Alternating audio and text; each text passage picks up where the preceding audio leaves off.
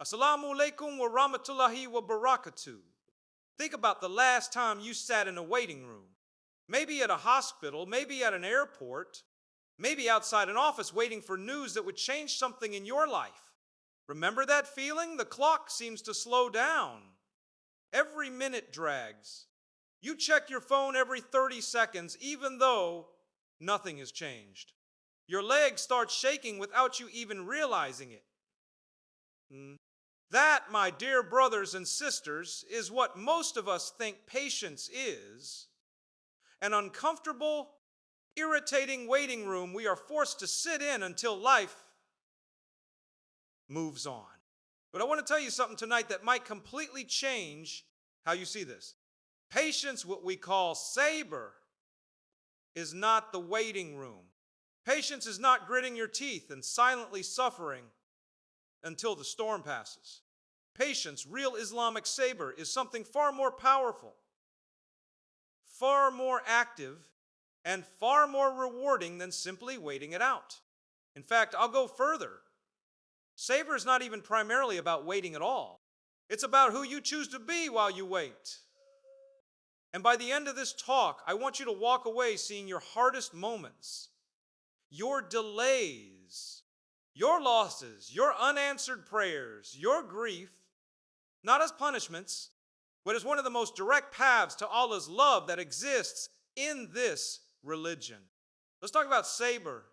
The word sabr in Arabic comes from a root that means to restrain or to hold firm. It's the same root used for a particular kind of rock, hard, unmoved, unshaken, no matter what hits it. That image alone tells you something. Sabr is not softness. It is not passivity. It is not collapsing quietly into sadness and calling it patience. Sabr is strength. Sabr is standing firm when everything inside you wants to break, lash out, give up, or fall apart. Scholars describe sabr in three forms, and I want you to really absorb this, because most people only think of one. The first form is patience in obeying Allah. Waking up for Fajr, when your body is begging for 5 more minutes of sleep, maintaining your prayers during a busy week, fasting when your throat is dry and your stomach is empty. This is patience in doing what is difficult but required. The second form is patience in staying away from sin, resisting the lie that would make your life easier, resisting the haram relationship that promises comfort, resisting the shortcut that crosses a line. This is patience in holding yourself back from what is easy but forbidden. The third form, the one most of us immediately think of, is patience during calamity. The loss of a loved one, a diagnosis you didn't expect, a financial collapse, a divorce, a child who has gone astray. This is patience in enduring what was never your choice to begin with. Most people only practice the third type and ignore the first two, yet all three are sabr, and all three are weighed by Allah. Tonight, though, let's focus deeply on this third kind, because it's the one that breaks hearts the fastest, and it's the one most desperately in need of healing in our community today. First, let me tell you about a prophet whose entire life reads like a masterclass in Sabr Yusuf A.S. As a young boy, his own brothers, driven by jealousy, threw him into a dark well, leaving him for dead, betraying blood, trust, and family in one cruel act.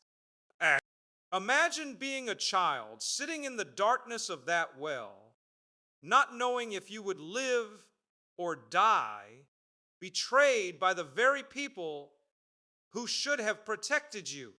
He survived only to be sold into slavery in a foreign land, stripped of his family, his home, his language, his identity, a stranger among strangers.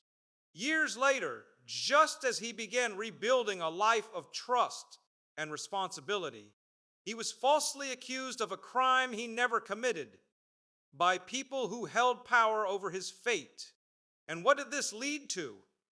years in prison for something he never did.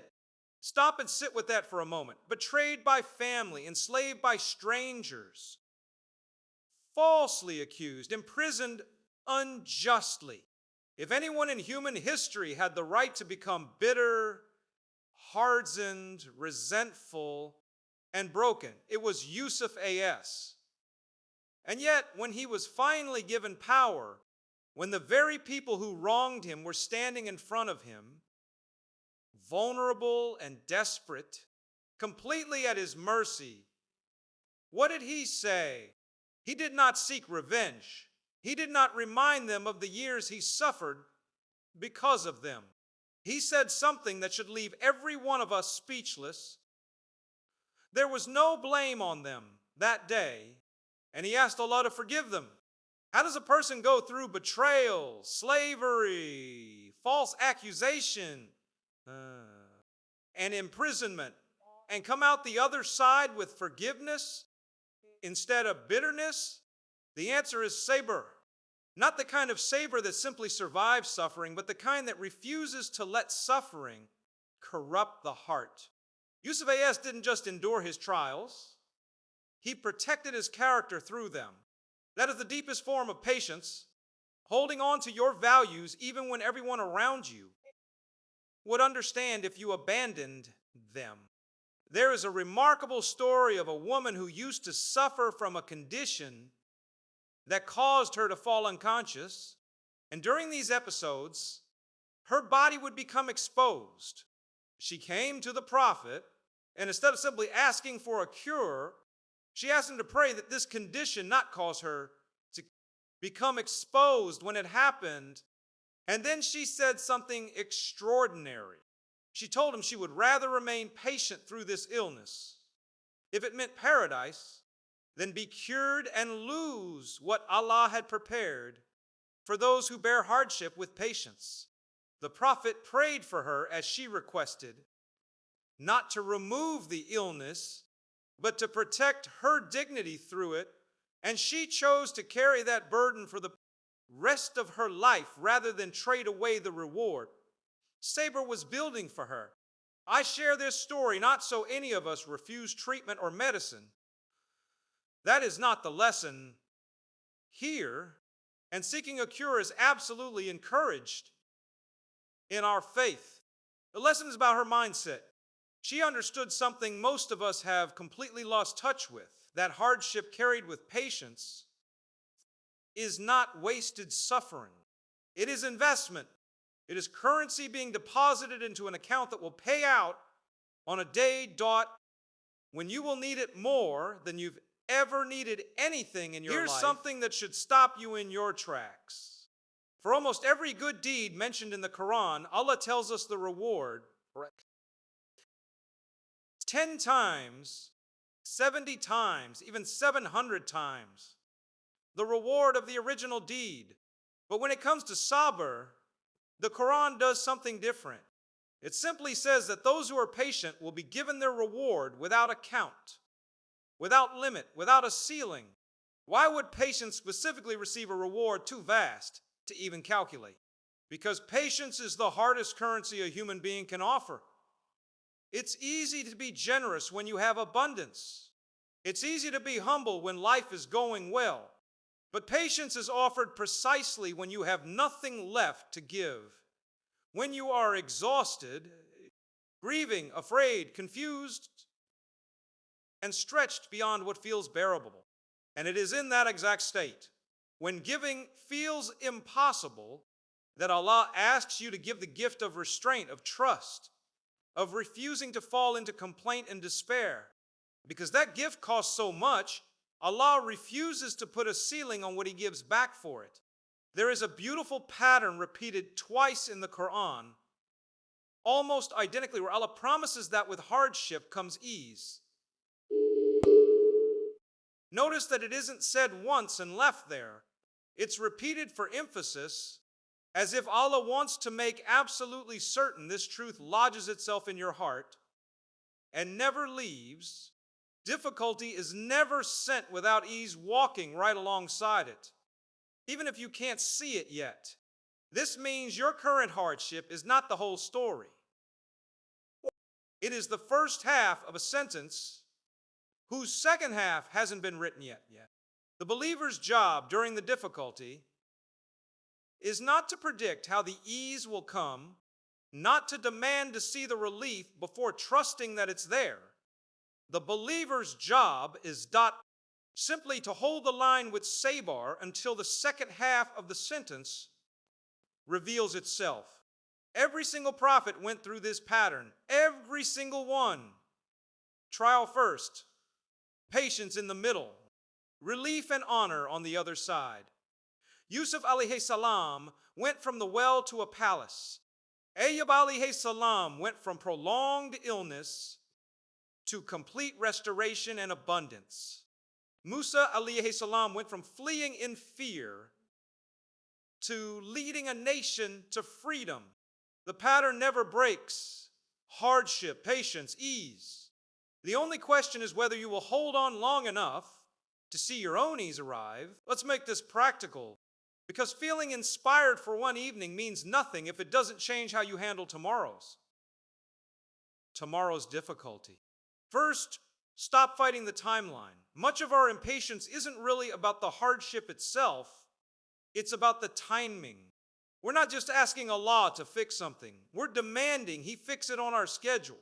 Release that demand, trust His timing over your timeline. Second, guard your tongue during hardship. Sabr is broken less by what you feel inside and more by what spills out of your mouth. The complaints, the despair spoken aloud, the accusations against Allah's wisdom. You are allowed to feel pain. You are not required to broadcast despair. Third, remember, this trial is not random. Nothing reaches you except by Allah's permission, and He does not test the people He has abandoned. He tests the people He intends to elevate. Reframe the trial as a sign of attention, not neglect.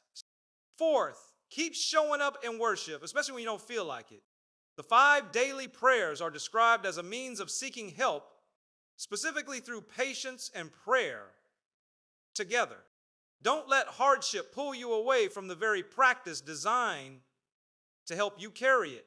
Fifth, surround yourself with people who remind you of Allah, not people who feed your despair. Grief shared with the wrong person turns into bitterness. Grief shared with the right person turns into healing and perspective. And so let's go back to where we started, that waiting room, the hospital corridor, the silence after bad news, the unanswered dua, the grief that doesn't seem to lift. I want you to walk out of here tonight seeing that room differently. You are not simply waiting there, powerless and forgotten. You are standing in the exact place where the deepest, most valuable form of worship is being built. Sabr, the deed so precious that Allah refuses to even cap its reward. Yusuf A.S. sat in a well, then a prison, before he ever sat on a throne. The woman in that hadith chose dignity and patience over an easy fix. Every prophet walked through hardship before they ever reached relief. And the Quran promises you, not once but twice, that ease is walking right alongside whatever difficulty you're facing right now, even if you cannot yet see where it's standing. So hold the line. Don't let your tongue complain what your heart should be trusting. Don't demand to see the relief before you commit to the patience. Be like that rock the word Sabr comes from, unmoved, unshaken, firm. Not because nothing is hitting you, but because you have placed your trust in the one who sent the hardship and promised the ease. May Allah grant us the patience of Yusuf A.S., the dignity of that righteous woman, and the certainty that whatever we are going through right now is simply the first half of a sentence whose ending is far better than we can currently imagine. Assalamu alaikum wa rahmatullahi wa barakatuh.